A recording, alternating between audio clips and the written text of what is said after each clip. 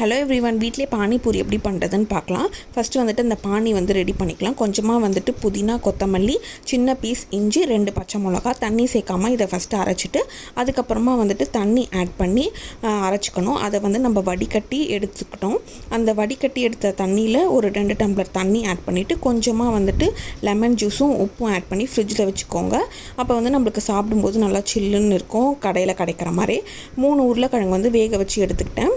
அதை நல்லா மசிச்சுட்டு கொஞ்சமாக வந்துட்டு வெங்காயம், கொத்தமல்லி, காரத்துக்கு கொஞ்சமாக நான் மிளகாத்தூள், அதுக்கப்புறம் கொஞ்சமாக வந்துட்டு சீரகத்தூள், உப்பு ஆட் பண்ணி அது தனியாக ரெடி பண்ணியாச்சு. நான் ரெடிமேட் பூரி வாங்கியிருந்தேன். அந்த பேக்கெட் 20 ருபீஸோ என்னமோ தான். இதில் கொஞ்சமாக நான் போட்டு எண்ணெயில் போட்டு ஃப்ரை பண்ணி எடுத்து வச்சுக்கிட்டேன். இப்போ எல்லாமே ரெடியாக இருக்குது. எல்லாத்தையுமே நம்ம சேர்த்து வச்சு சாப்பிடும்போது சூப்பர் டேஸ்ட்டாக இருந்துச்சு. எனக்கு ரொம்பவே பிடிச்சிருந்தது.